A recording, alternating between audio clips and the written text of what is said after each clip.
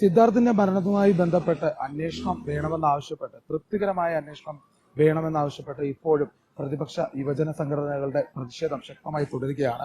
ആ ഒരു ഘട്ടത്തിൽ തന്നെ CBI അന്വേഷണം തന്നെ വേണം എന്ന് തന്നെയാണ് ഇപ്പോഴും ആവശ്യം ഉന്നയിക്കുന്നത്. ഇപ്പോൾ നടക്കുന്ന അന്വേഷണത്തിലൊന്നും തൃപ്തികരമല്ല എന്ന് തന്നെയാണ് പ്രതിപക്ഷത്തിന്റെ യുവജന സംഘടനകളൊക്കെയും പറയുന്നത്. ഇപ്പോൾ നമ്മളോടൊപ്പം ഷാഫി പറമ്പിലുണ്ട്. അദ്ദേഹത്തോട് തന്നെ നമുക്ക് വ്യക്തമായി ചോദിക്കാൻ സാധിക്കുന്നതാണ്.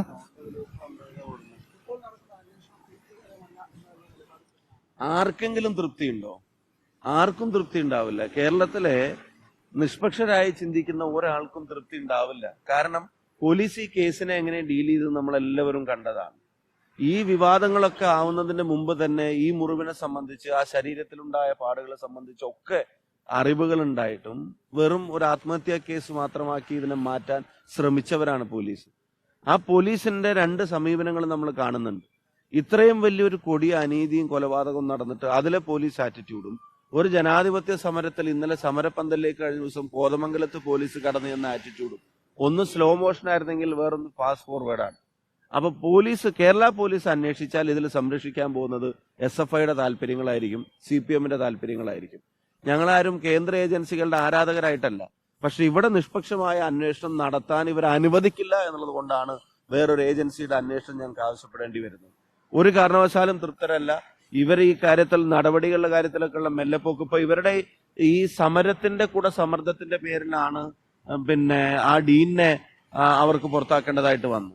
അയാളുടെ വാക്കിലോ മനസ്സിലോ പ്രവൃത്തിയിലോ ഒന്നും ഒരു തരത്തിലുള്ള മുഖത്തോ ഒരു ഖേദം പോലും ഉണ്ടായിരുന്നില്ല. കുട്ടി മരിച്ചിട്ട് ഞാൻ സെക്യൂരിറ്റി പണിക്കാരനല്ല എന്നാണ് അയാൾ പ്രതികരണം വന്നത്. എന്നാൽ കുട്ടി മരിച്ചതിന്റെ ഒരു ഖേദവും പ്രയാസവും സംഭവിക്കാൻ പാടില്ലായിരുന്നു. അങ്ങനെയൊന്നുമല്ല. ആളുകളെ വെല്ലുവിളിക്കുക. സർക്കാരിന്റെ ശമ്പളം പറ്റിയിട്ട് ഈ പറയുന്ന കുട്ടികളെ സംരക്ഷിക്കേണ്ട ഉത്തരവാദിത്തമുള്ളവൻ LC സെക്രട്ടറിയുടെ പണിയാണ് അവിടെ എടുത്തോണ്ടിരുന്നത്. അപ്പൊ ഒരിക്കലും ഇവരുടെ സംവിധാനങ്ങളും ഗവൺമെന്റും പോലീസും ഒന്നും തൃപ്തികരമായിട്ടുള്ള ഒരു അന്വേഷണത്തിലേക്ക് എത്തില്ല. അതിന് വേറെ അന്വേഷണം നടക്കണം എന്നുള്ളതാണ് ഞങ്ങളുടെ ആവശ്യം. ആ ആവശ്യം കേരളത്തിലെ പൊതുമനസാക്ഷിയുടെ ആവശ്യമാണ്. അതാണ് ഇവര് രാഹുൽ മാങ്കൂട്ടത്തിലും ജബി മേത്തറും അലോഷിയും ഉയർത്തുന്നത്. ഇപ്പൊ ഒരു 4 അംഗ സമിതിയെ VC നിയമിച്ചിട്ടുണ്ടല്ലോ, ഇതുമായി ബന്ധപ്പെട്ട വീഴ്ച വന്നിട്ടുണ്ടോ എന്നുള്ള ഒരു അന്വേഷണത്തിന് വേണ്ടി. അപ്പൊ അതില് എന്താണ് അഭിപ്രായം? അല്ല, ഞാനിപ്പോ ആരോ എന്നോട് പറഞ്ഞു അതിന്റെ റിപ്പോർട്ട് 3 മാസം കൊണ്ട് സമർപ്പിക്കാനാണ് ഇത്ര പറയുന്നത്.